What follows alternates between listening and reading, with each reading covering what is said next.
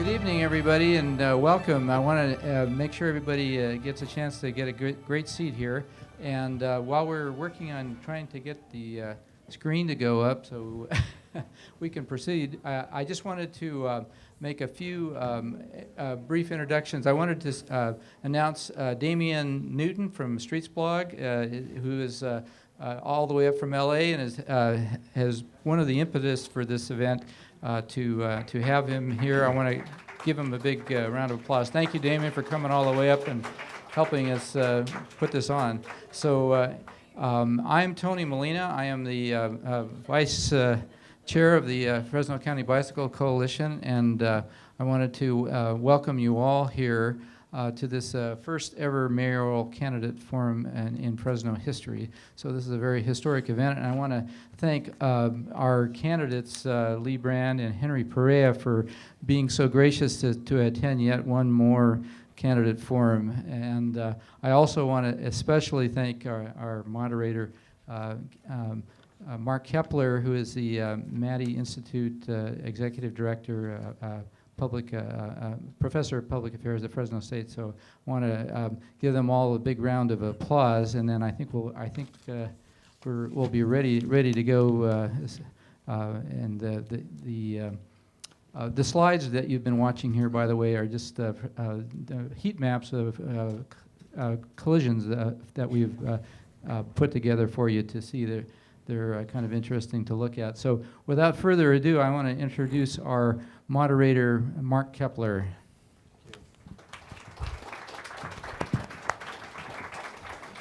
Thank you, everyone, for being here. As you know, this is going to be the first ever event on active transportation with our mayoral candidates. As we've already been introduced, Henry Perea, City Council member Lee Brand, and Fresno County Board Supervisor Henry Perea. And my name is Mark Keppler with the Maddie Institute of Public Affairs at Cal State Fresno.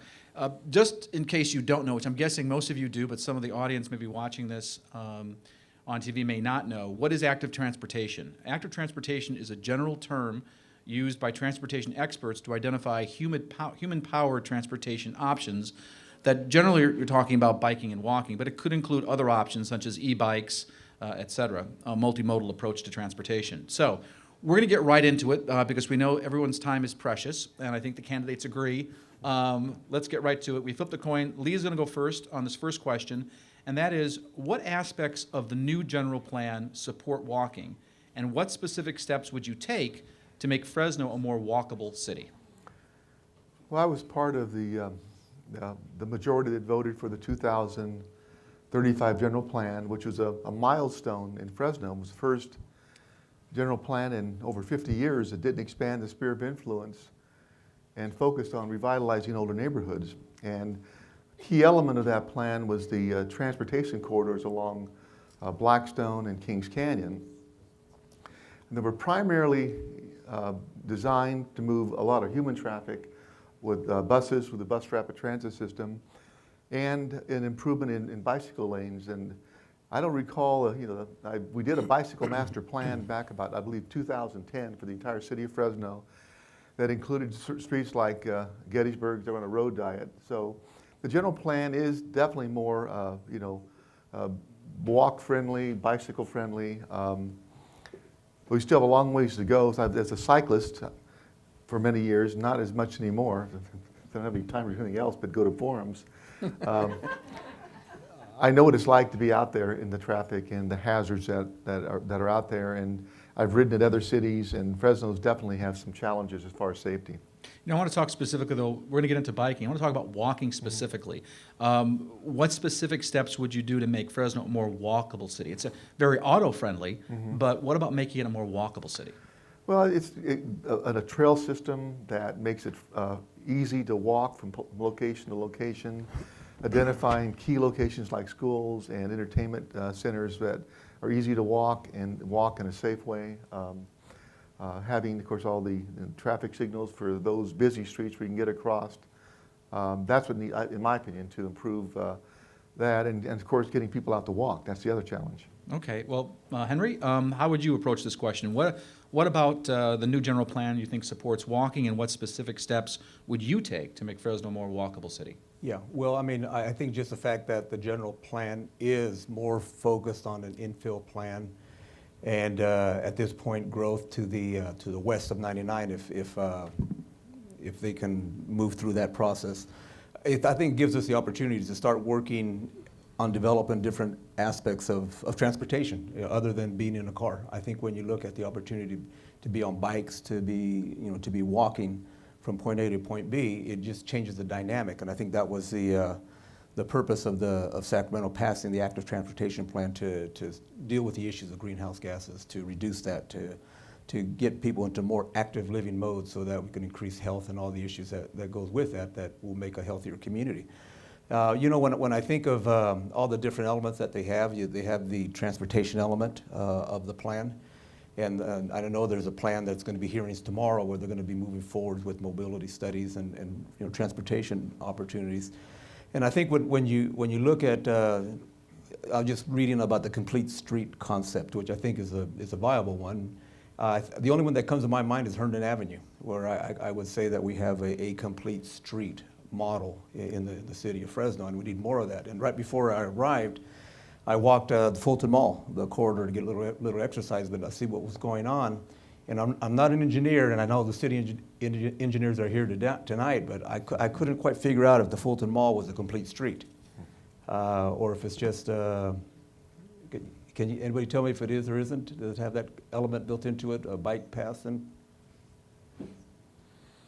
It has a meandering design to it. Go ahead, Scott.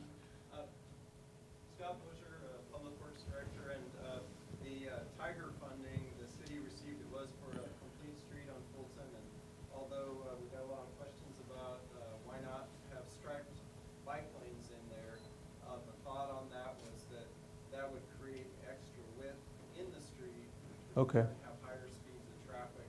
So it's very low speed, and the intent would be that it'd be bikeable. Great. And most Yeah. of the room is for the sidewalks. Yeah, great, thank you.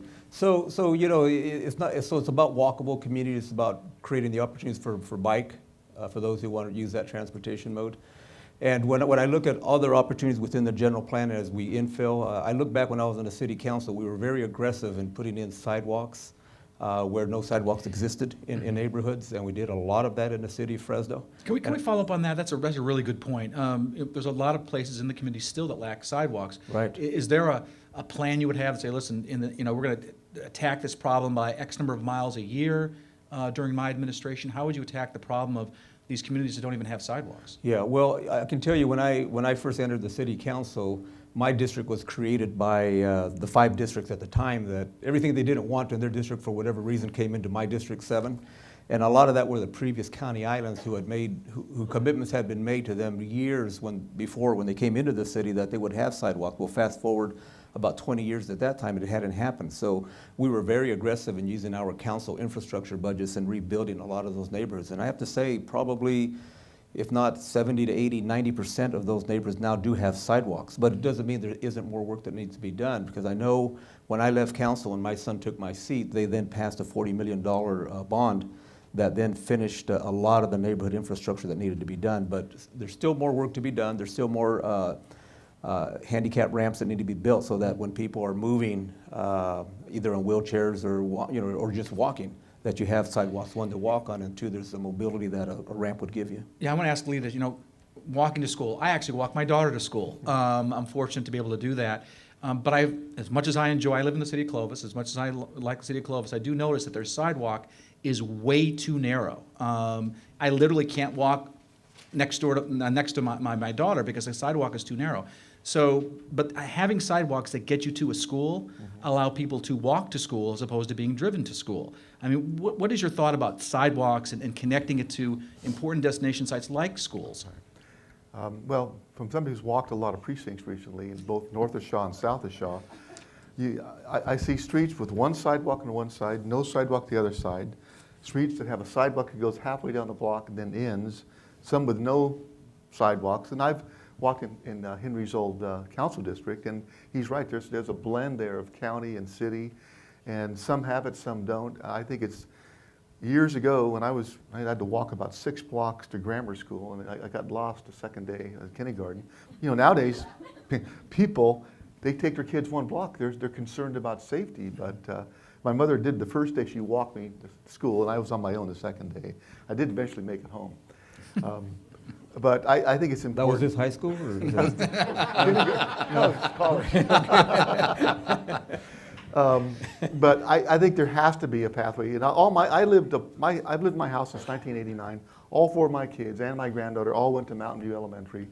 It was, like a block and a half away. They would walk, but what I see is a lot of parents now just beyond a block or so want to drive their kids, and it's too bad. And it's not because the sidewalks aren't available; it's because they're concerned about the safety of their children. But I think it's important that we have these clear walking pathways to schools and important destinations.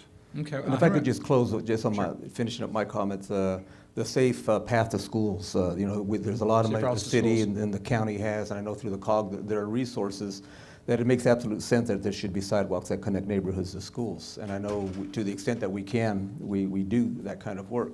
But the last example I'll give you is just that we have so much work to do to give people more opportunities to ride their bikes or to walk.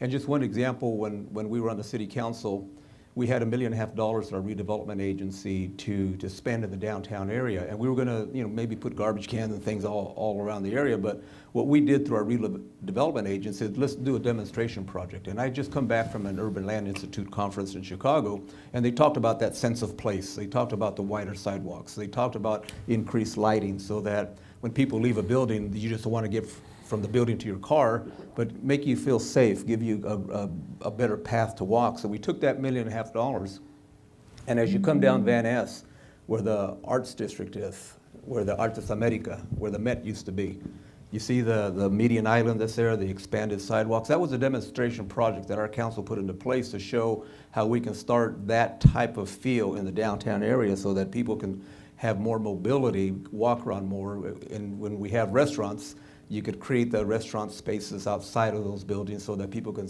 recreate and eat while they're there. So that was the beginning of a lot of the Kind of like things the Tower that you're seeing District. downtown. Yeah, like the Tower tower District has that. Yeah. Let's switch gears a little bit. Henry, I want to ask you a question about trails. No surprise here. A couple of years ago, some Bay Area consultants came into the city of Clovis, and we're going to help them with their general plan. They basically parachuted in. They didn't know anything about the city. And they started by asking some questions of what are the key attributes of Clovis. And not surprisingly, people talked about education, safety, emphasis on family values. But the fourth thing that they said, with the 4 parts of the elements of Clovis, was their trail system. And the amazing thing about that is that trail system is only about 10 years old. Right. So my question for you is, you see an emerging network of bike trails in Fresno. Along canal banks. You know about the major project that Mayor Ashley Swearingen is pushing, the Midtown Trail project from Manchester Center to Clovis Avenue. Do you see that, a trail system along the 200 or so miles of canal banks in the Fresno-Clovis area, as being a signature amenity for the city of Fresno, something like the American River Trail is in Sacramento? Yeah, no question. And again, I go back to my days on the city council. That was one of the projects that I was advancing with my colleagues at the council. But the challenge we had at the time was FID controls a lot of those canal banks, and we just couldn't get to the process of allowing them to allow us to use it as a trail. The best that we were able to pull off were the landscaping that you would see on Manchester Center. That was the project that we worked on. So that's the best we could do at that time. Mm-hmm. But yeah, there's no question that the more you can connect communities through trails, the better. Which is why, as a county representative on the Council of Governments, just a few months ago, we approved the $4.5 million advance, really on COG dollars, to build that trail between Manchester Center and Clovis. I saw Gary Serrato today from FID, and I thanked him again Yeah. for breaking the logjam and allowing us to get that project done. I mean, Gary Serrato from FID broke the logjam from the legal liability standpoint. They were able to deal with that issue. Right. And we broke the logjam from the COG because it wasn't an easy lift because we're talking about advancing future dollars that weren't there yet. But I think the 15 cities came together and we agreed with Mayor Swearingen that this was a good investment of dollars of today and future dollars, so we did it. So, I mean, it shows the commitment that we have. But I have to tell you, another trail that I think would be well worth investing in is the Van Ness corridor from Shaw all the way down to where I live, right there on Clinton, that old Van Ness area. Because if you think about it, that's probably one of the longest walking trails in this city. Mm-hmm. The challenge is Ashland Avenue. You know, we're all running across Ashland Avenue, right? You know, either on our bikes or walking because we don't want to get run over. So I know when Supervisor Anderson was on the board, we talked about the possibility of maybe doing like you all did in Clovis, a tunnel that would allow access for people, you know, bikes and walking. And I mean, it was a discussion. We talked about it a little bit at the COG, but I think it's something that we should keep on the plate for the future, because the more we connect our cities and the metro area, the better off we're going to be. I want to talk to Lee. So, you know, your idea about having a key identifier for the community, you know, if you think of trails as a selling point for a community, to get millennials to move here or stay here, to get entrepreneurs to come here, one of the things that people like are these kinds of special amenities. Do you see trails, and specifically along trails along canal banks, landscaped, you know, attractive trails, as something that would attract millennials, entrepreneurs, make the Fresno metro area something special? Absolutely. I mean, every poll I've seen over the last 7 or 8 years, you know, trails and parks always rank high as far as an amenity a community can have to attract not only younger people, but I think people of any age. And in my district, in this Northeast Fresno, you've got the Dominion and a really well-developed trail system that you really don't see as much south of Shaw. And I think the canal project is an attempt to try to improve the trail system south of Shaw. And as Henry mentioned, the FID has always been an issue in terms of legal responsibility. So their cooperation has really made a big difference. We did a lot of things over the last 8 years, you know, towards that end. I'd like to see more connectivity on those trails for both, you know, bicycling and pedestrians. But I think it's absolutely, you know, a amenity that we should continue to build on, and I think it does make a difference. You know, it's okay if you want to commit tonight to X number of miles a trail per year in your administrations. I'm happy to hear that. Well, I think we need to make our best efforts, and for us, it's always been you get the money to build the trail. It's who's going to maintain the trail. We had the same issue on the San Joaquin River Park. Well, you know, that situation now has been resolved because Yes. we're using Measure C money now to maintain Exactly, trails. and that's what has been held up things for so long. Same argument on parks. You can build the parks, who's going to maintain the parks? So we need to do what we did, is think outside the box, find other sources of revenues like Measure C, new market tax credits, other sources that can fund not only the capital cost, but the ongoing maintenance cost, because that's... So to the extent that we have the ongoing maintenance cost resolved, that's no longer an issue. The liability issue is no longer an issue. So I'll ask both candidates, are you willing, those issues are off the table now. So the question is, are you willing to commit to any specific target of increasing trails in our community? I would say, I'd hope that in the 8 years I'm on as mayor, that I'd like to double what the trails we have right now. If that's, you know, if we can make an aggressive, assertive attempt to, and we can secure the funding and the maintenance, that would absolutely, is to make, particularly south of Shaw, has a lot of catching up to north of Shaw. So you can go triple now if you want to. Yeah. Wow. Yeah, you know, I think the way to answer that question is I want to be specific in terms of, it was great that we allocated the $4.5 million to build the McKinley to Clovis Trail. And I think my first job as the mayor will be to make sure that that plan is executed, make it happen. You know, and I think that's going to be the first step of a longer process. But I think what we have to do, if we are going to embrace the active transportation plan, not just in the city of Fresno, but, you know, through the COG, we're working on one for the county too, because there's a lot of disadvantaged communities in this region that need to have that connectivity too. So we're working on that now too. So I think what I would say is that one thing we're going to have is a very active grant writing program at Fresno State. I know they have, or rather at the city of Fresno, I know they have them now, but we're going to double that effort because we have to be in a competitive mode with these federal and state transportation dollars that are going to be available for us to do this. And I think once we start hitting down a path of more certainty of what kind of dollars we can achieve, I think I'd be in a better position to say how many miles. Well, you're at least going to match. I'll at least match Lee. There you for go. Tonight. For tonight.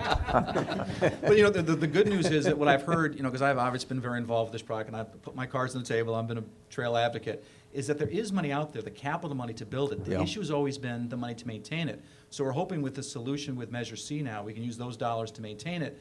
we can go after those capital dollars to build it. So we'll move from trails, and we're not going to just talk about millennials because some of us aren't millennials, all of us on the stage. And so I want to talk about demographics and the aging population, something near and dear to my heart. Early in retirement, the population's aging. And early in retirement, you see more and more empty nesters who want kind of a vibrant urban lifestyle, a more walkable lifestyle. Then you start thinking about, if any of us have older parents, you think about, well, later on in retirement, driving around becomes an issue. And so if they need to get to a food store, a drugstore, those kinds of things, they need to be able to walk to those locations. A really good example is, my mom lives in San Diego. And my brother and I bought her a very nice condo in San Diego. It's great. It's on a golf course. Wonderful. Only problem is retail is 2 miles away.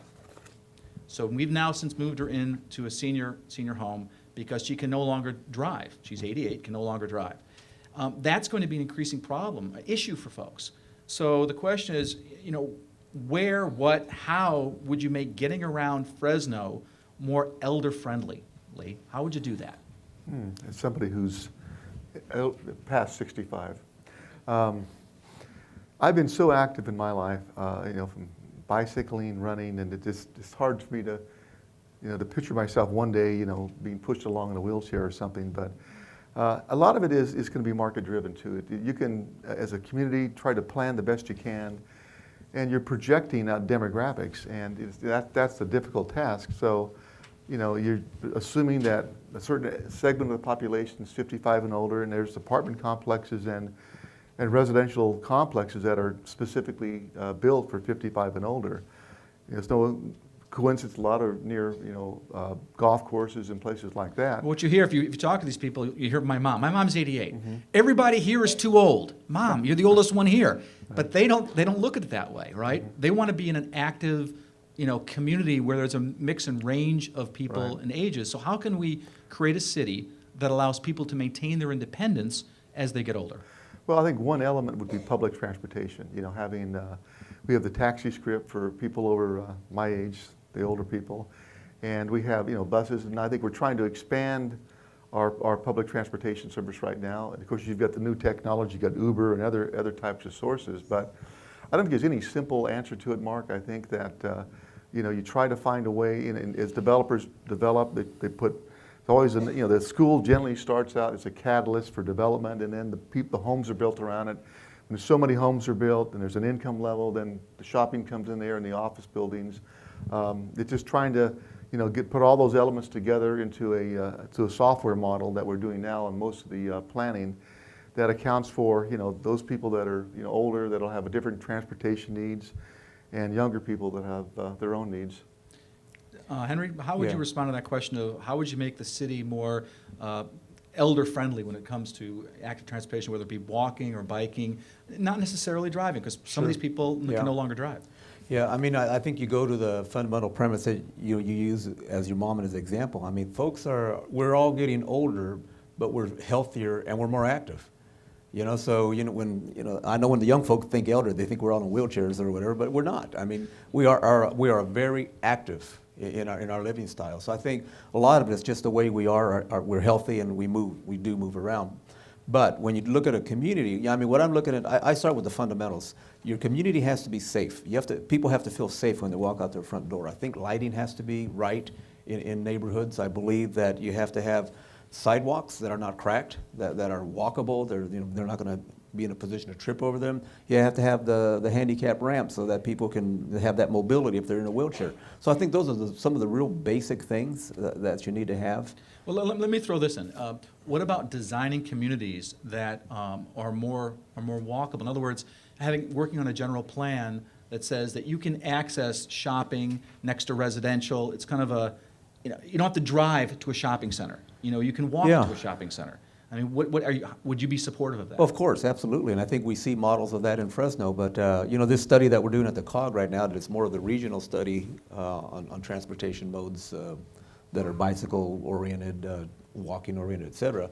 Some of their initial analysis is that, and of course they're general, but they're saying the tolerance of someone walking is about 1.5 miles, and somebody riding a bike, it's about 6 miles. Okay, so then from there, the study is going to move forward and say, okay, so what do you do? How do you design around that type of a model? I'm anxious to see the results of it.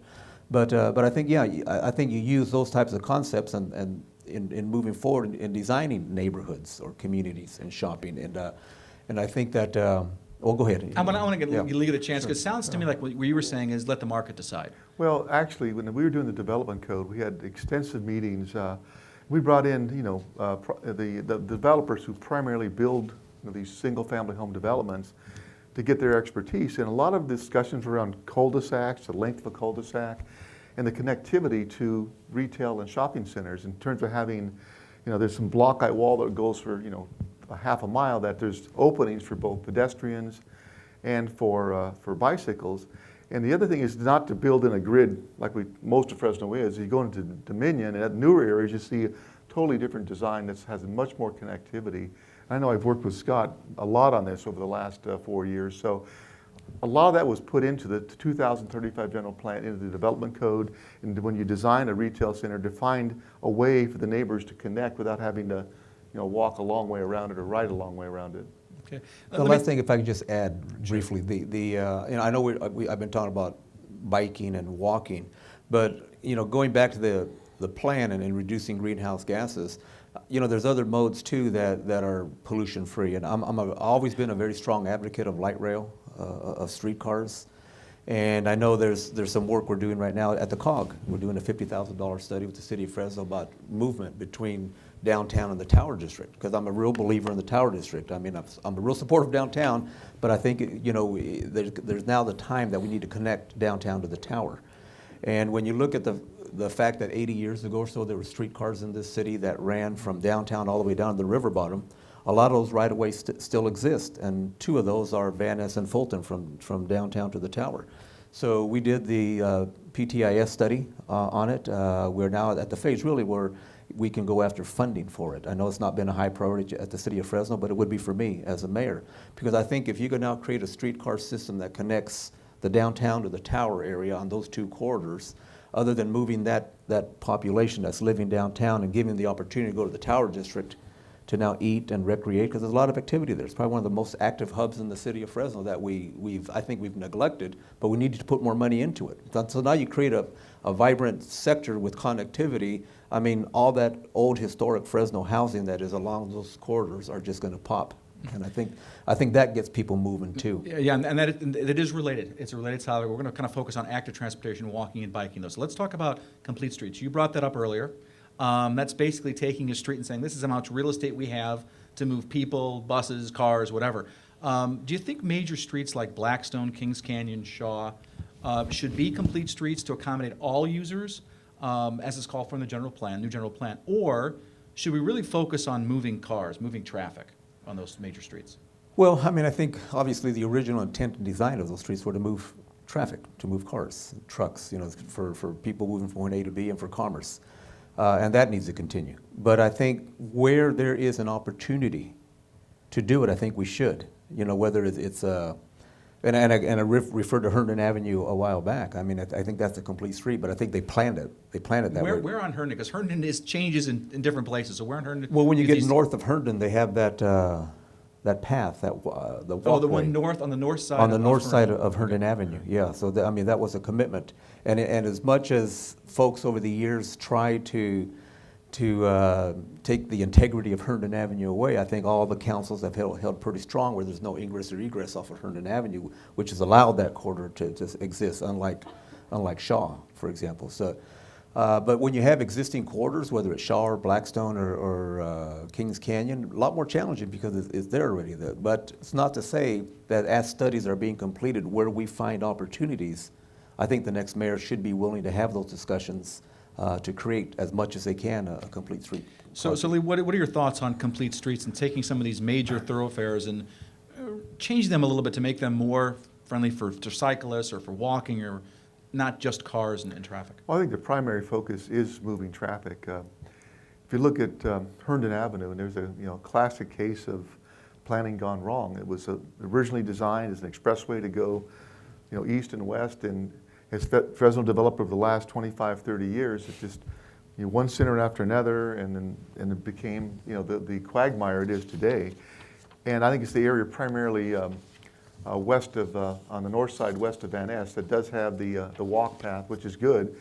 I mean, I've driven by, heading east along Hearn by St. Agnes, and I see some lone bicyclists heading, with no path at all, in a very precarious position, and that, kind of cries out. I wish there was some, small path for that person to go, but we've had these things for years, and I think there's certain streets I think will work better. Maybe like if you go like Gettysburg, for example, not Shaw Avenue. This is just too much traffic and a growing population that this one's going to sacrifice for the other one.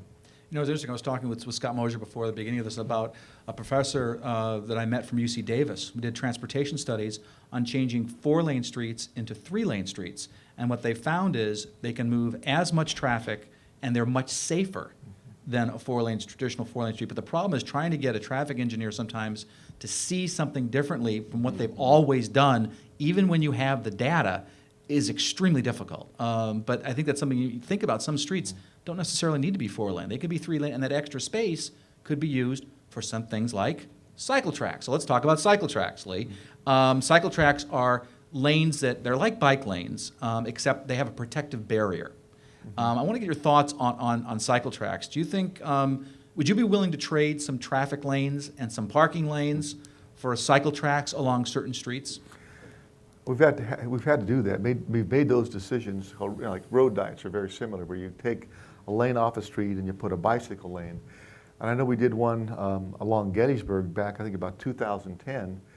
And I know my brother who lives on a winery, Lee, what the hell did you do that for? Because now all the traffic's backed up and nobody's riding bicycles. I mean, I think you have to give it a fair shot. I know there's been some controversy on Fruit Avenue.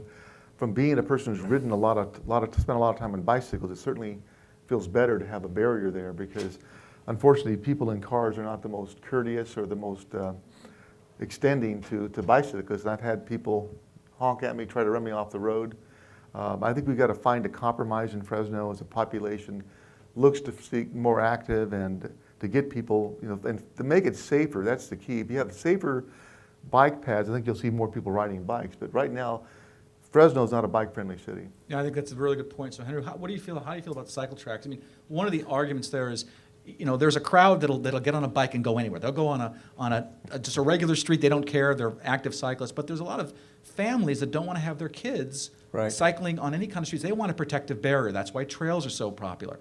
What are your thoughts about cycle tracks? Yeah, well, I mean, certainly as the mayor, I would be open to having that discussion on where cycle tracks would work in the city of Fresno. And I know, again, being a representative from the county on the Council of Governments, we have funded a $100,000 study on cycle tracks. And we're doing it right now, studying Fresno and Clovis. And I think the results of that study, it's going to be empirical. It's going to tell us where does it make sense. I was going to ask you, do you have any streets in mind? Well, I'm not going to be presumptuous. I mean, every homeowner on that street's going to be calling you. Yeah, exactly, yeah.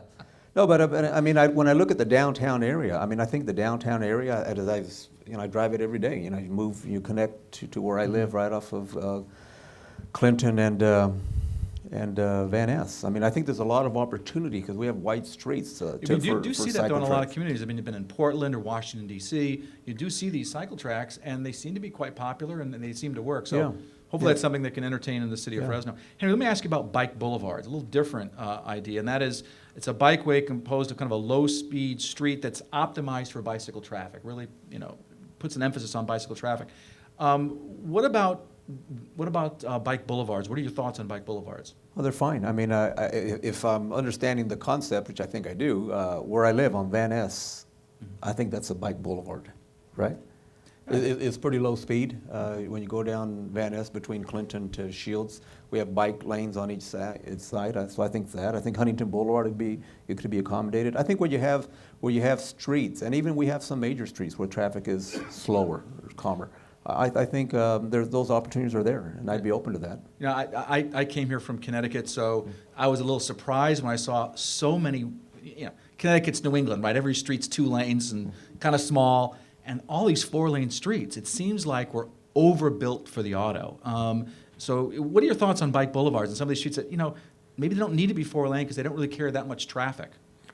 I think there's certain streets that lend themselves 2 bike boulevards.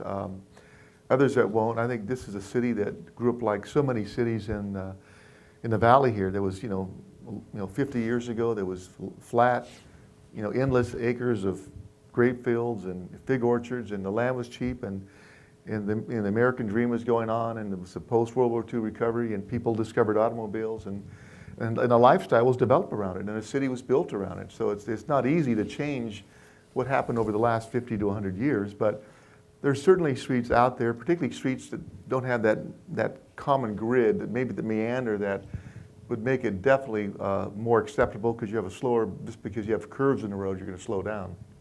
Let me ask you this. Let's start talking about specifically about alternative or improving active transportation in the city of Fresno. Lee, what is your ultimate vision for active transportation in the city of Fresno? What's the 30,000-foot view of what this would look like? It's implementing a lot of the vision of the 2035 general plan, to get people to look at alternate modes of transportation, look at public transportation. And if more people are riding public transportation, there's going to be less cars on the road, which means it's easier to implement bike lanes and pedestrian walkways. And also the safety is a real major concern. I know there's the underpasses that were built in 2 or 3 in North Fresno made a huge difference for families to get a family to do a bicycling trip or to run or jog. Safety is really important, and I think if it's a long-term effort, and it's also a PR challenge to get people to change their lifestyle. That's the hardest thing that I can think of, is getting people to change lifestyles. Everybody is so used to, even if it's 3 blocks away, jump in your car, run to the grocery store and grab whatever you're going to grab. It's to change the thinking, but the way to do that is to make it where it's safe and it's accessible. That's the key to it. I think you make a good point. When I walk my daughter to school, I see people literally getting in their car and driving about 250 yards to the school. It's just amazing. My granddaughter, who's in 10th grade or 11th grade at Clovis North, she catches the bus at Mountain View. And that's, again, only about a block and a half. Invariably, she's always late. Surprise, surprise, a teenage girl. And I'm getting her in my car, and I got to drive her a block and a half to the school. So that's the greatest example of inefficiency. Well, I want to give you, Henry, a chance to talk about what's your vision of, active transportation in the city of Fresno. Your vision, your ultimate vision of what that would look like. Well, I see a connected trail system, Fresno to Clovis, and I think we're well on our way to making that happen. I think the next mayor make sure that it happens on time and within budget. I really do see the discussion of opening up Van Ness as another opportunity for the city, and talking about that Ashland underpass. So I see a lot of connectivity in this city. I also see with this plan we're doing at the COG, I see us connecting to the other cities in this county.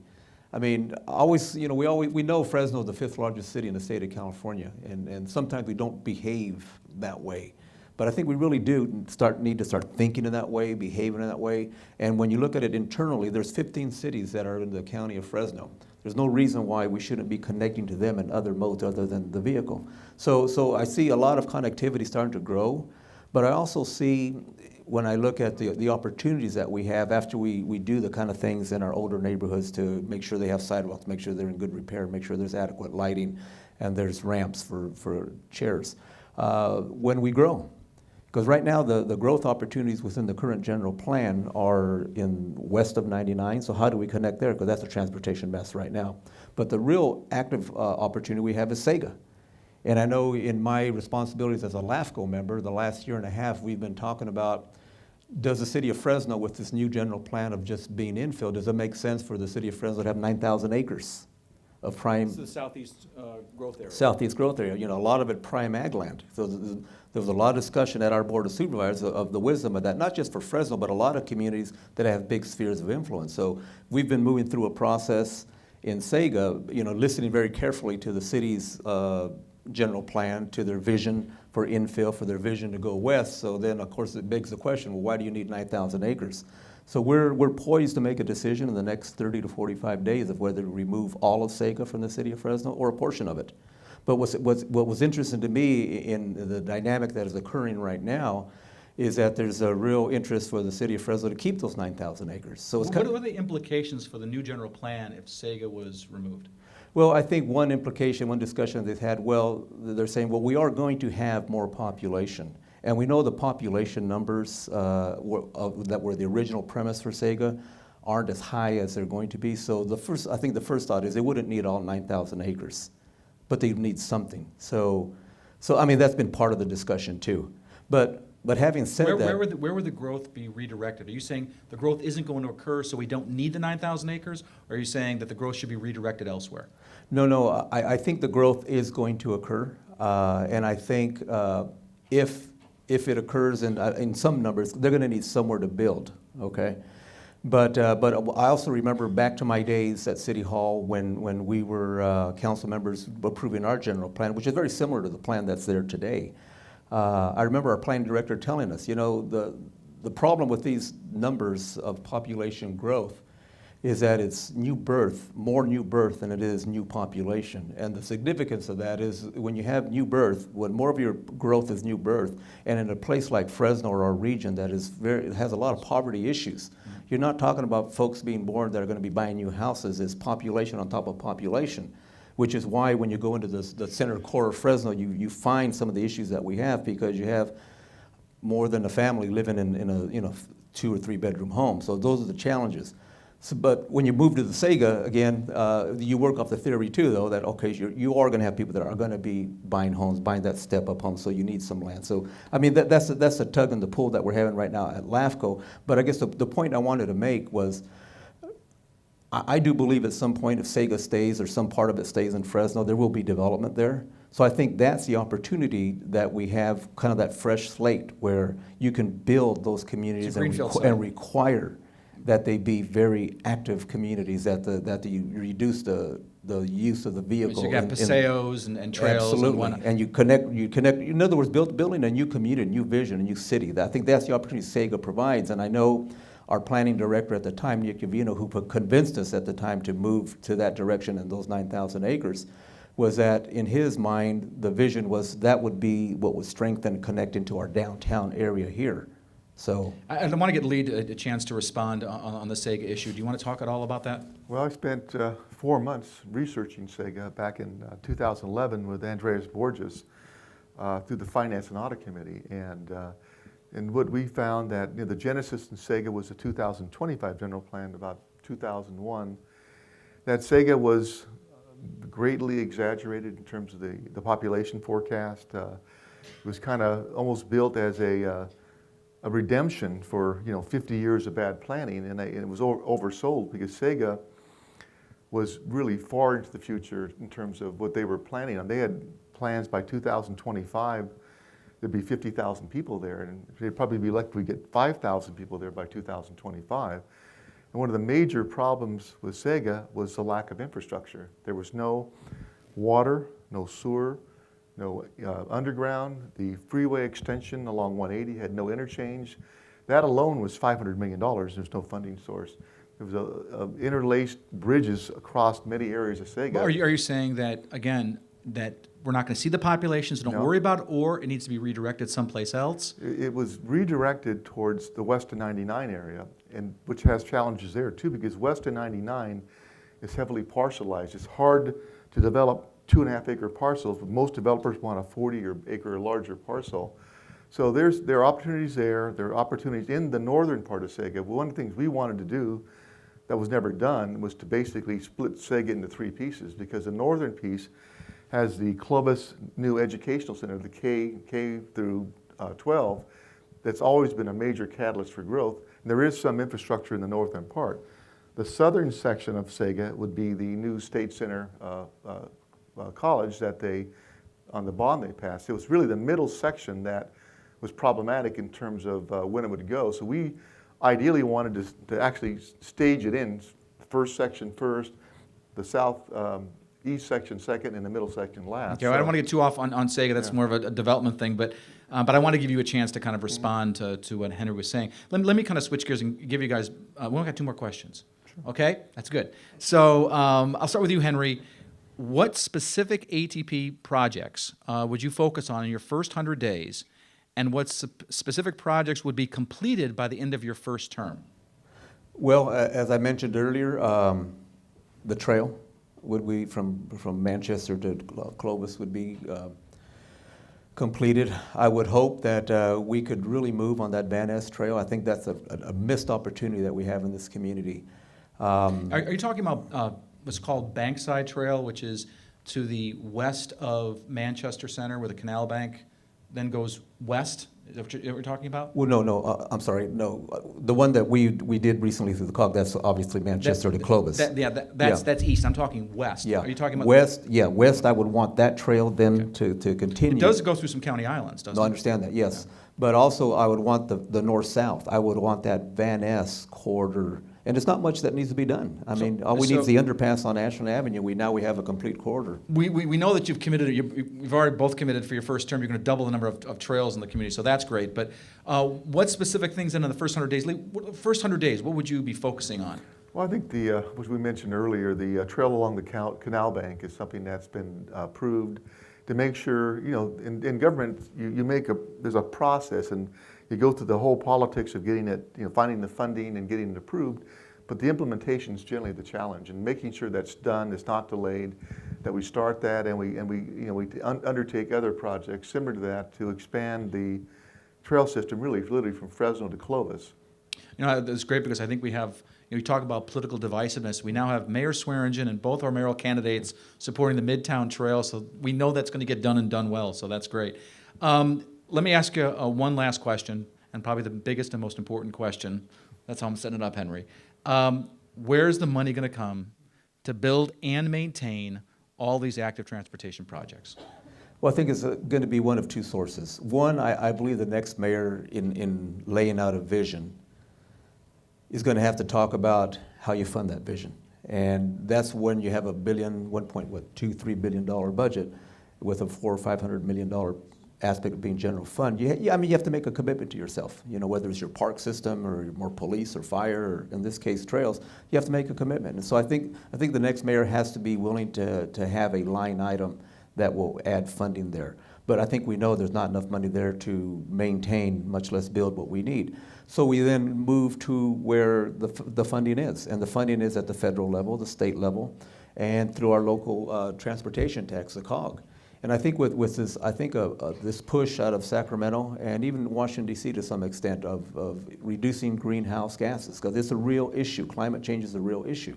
I think what will come and what we see right now, there's a lot of funding available, but the community that is active and it's ready and it has the grant writers in place that are going to go after those dollars are going to be the ones that are going to transform their communities. And I can tell you, just this past week at the COG, working with President Castro, we funded $3 million from the Council of Governments to Fresno State for a Transportation Planning Institute. And the very reason, for many reasons we did that, but one was educate the students so we can train our own transportation planners locally.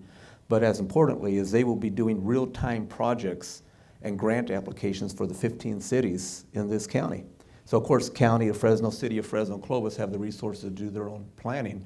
But where the other cities lose out is they don't have the planners to get those together. The smaller communities. Yeah, the smaller. Yeah. So now we're doing the real time things that are going to start then creating the opportunities to educate our students, but then do real time projects for our cities to create that county-wide connectivity. Because my vision is, even though I'll be the mayor of Fresno, we can't be strong unless our cities are strong around us too. So I think in this mode of today that we're discussing, active transportation or movement between folks is critical throughout this county.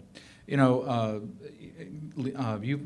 put a lot of emphasis on kind of you being a very efficient, effective politician. You're always looking at how do we save money, how do we do things more effectively and efficiently. How would you build and maintain this ATP vision that you would have for the community? Well, you've got to identify, the plan. You've got to identify, the capital cost, and of course, the most challenging part is the operational cost. And you have to depend on, federal and state sources. You have to have a strong lobby, as Mayor Swearingen have done in Sacramento and D.C. And her efforts have yielded, major results for the city of Fresno from the Obama administration and recently with the $70 million cap and trade money from Sacramento. So that is a primary source. And what we've done, like with Measure C, trying to find ways, innovative ways to fund, and even looking at other ways, including like new market tax credits. There's sources out there that people have never tapped on, only a handful of people that really understand the mechanics of new market tax credits, and even innovative ways to fund, including naming rights, to get private developers or people to, put their name on, the. Are you talking about billboards along No, trails? not and- billboards. You Just could wondering. have a smaller sign, but having the private sector engage and maybe sponsor certain segments of a trail to pay for it. So in Fresno, we've always been challenged by the financing. We're not a rich community, but I think we need to think outside the box to find the financing. Well, let me ask you something, because I'm going to ask a question of both of you guys that is a very difficult question, I know, for a politician to answer. But I think the bottom line is no matter what a politician says, it doesn't matter. What matters is go look at their budget. That is the objective manifestation of their policies. And so Henry's talking about a line item specifically in the budget for ATP. I mean, one thing you may want to comment on, Lee. But before you do that, I want to ask you this other question. That is, you have a self-help transportation tax called Measure C, which is primarily been focused, on the auto, not exclusively, but primarily. Would you support a self-help tax specifically just for ATP projects?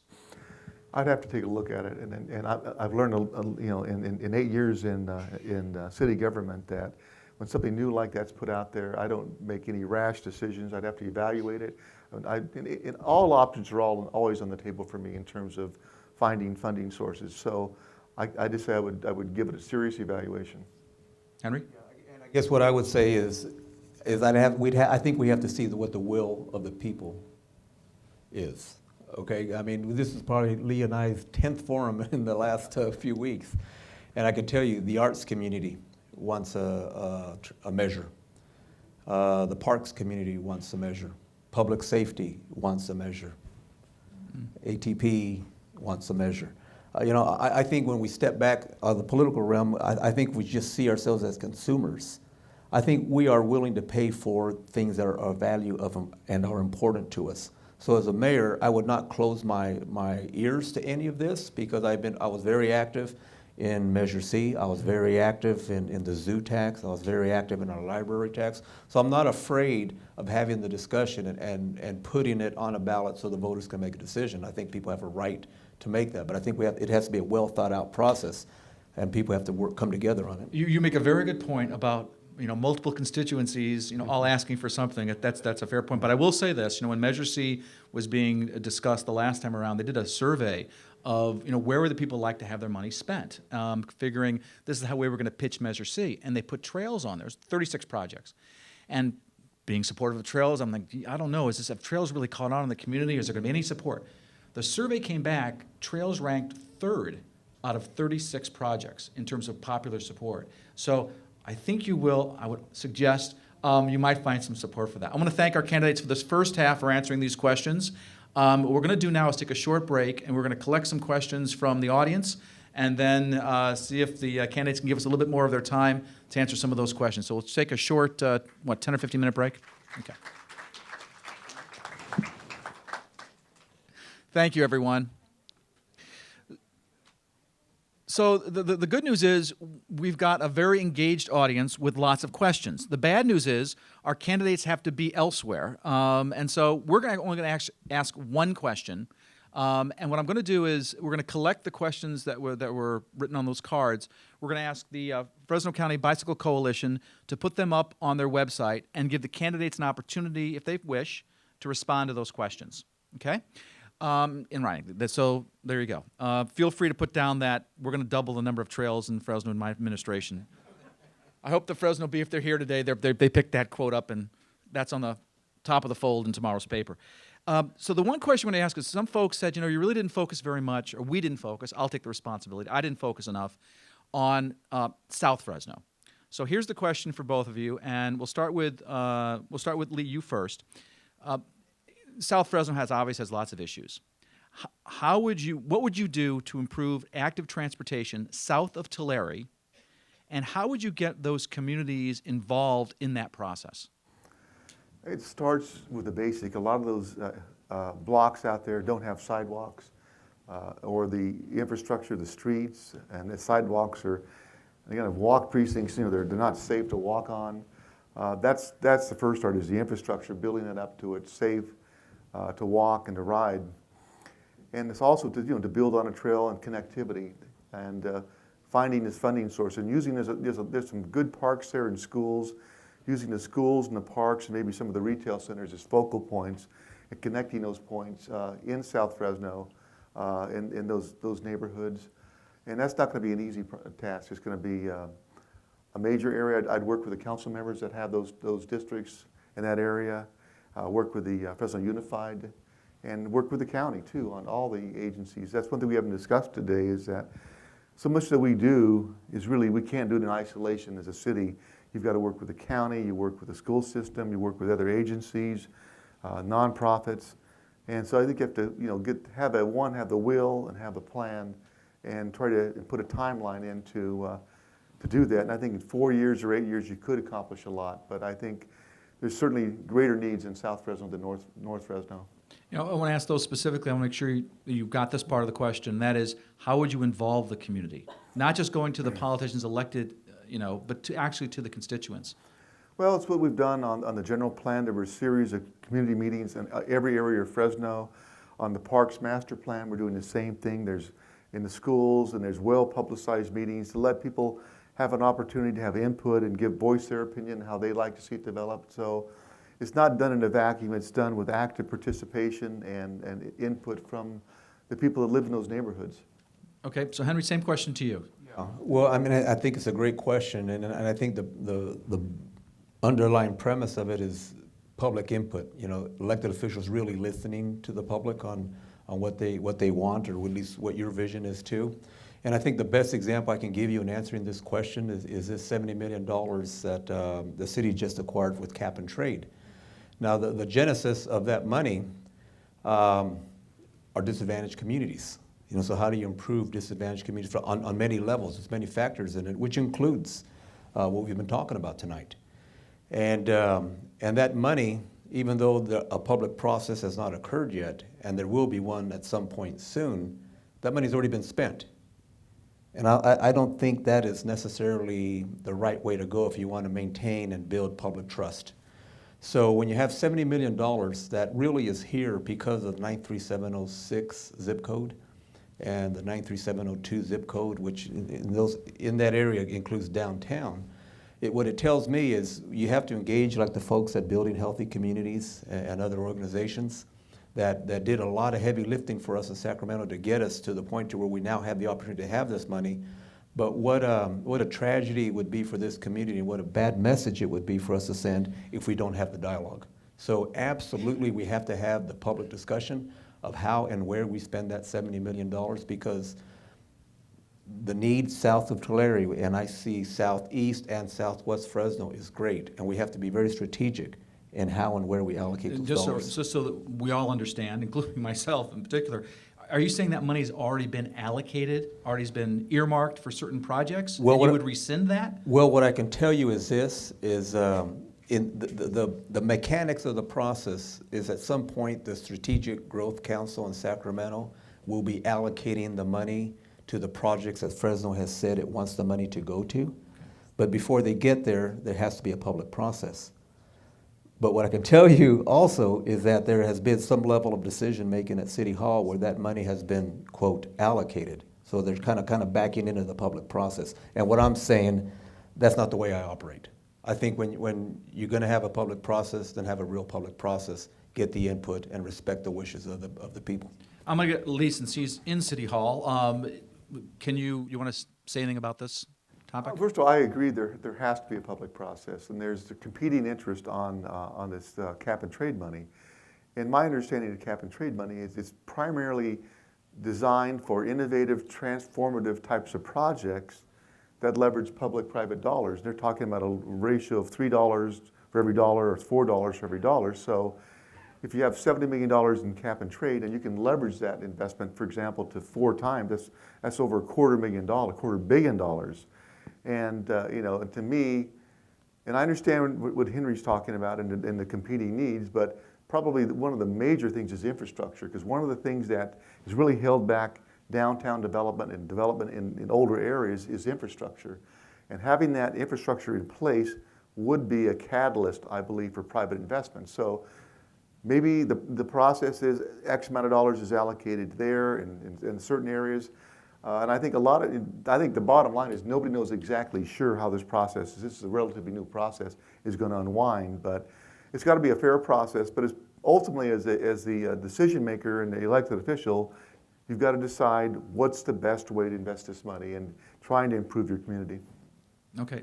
Anything else, Henry? Yeah, I mean, just the last thing I'll say is stay tuned. I think you're going to see a lot of activity on this over the next 30 to 45 days.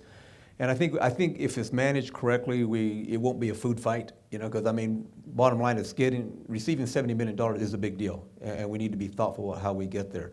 I've telegraphed in all my debates, I'm a very strong supporter of downtown, very strong supporter of high-speed rail. I've been doing that for the last 7 years in making it happen in Fresno. I think there's a vision that all or most of this money should go to Fulton Mall and high-speed rail. I don't have a problem with money going there, but I do have a problem with not having the discussion with the people who live in Southeast and Southwest Fresno who brought us to this dance. So I want public discussion. Well, I want to thank our candidates for stepping up and running for office and stepping out here tonight to talk about active transportation. So let's thank them for being here. Your responsibility as citizens, stay engaged, stay informed, and vote. Thank you. Oh, you want to? Yeah. Oh, go around. Go around back here. So on behalf of the Fresno County Bicycle Coalition and the League of Women Voters, I want to thank Mark Keppler, and I want to thank Henry Perea and Lee Brand for a wonderful evening of discussion here. And I just wanted to also let you know that in case you want to watch this again or tell your friends, this is being recorded by CMAC, and it is there are cards outside with the information about how it can be you can view it on CMAC. I also wanted to add that besides posting our questions that you so kindly submitted on the Bicycle Coalition website, the League of Women Voters will also post those as well. So look for those. Thank you, gentlemen, both. I know you both are on a tight schedule, and I thank you for sharing your valuable time with us. So I'll let you head out, but I just want to thank all our sponsors, the League of Women Voters, the Streets Blog, Cultiva La Salud, Fresno Cycling Club, and many more for making this possible. And I look forward to a great future in active transportation. Thank you all for coming.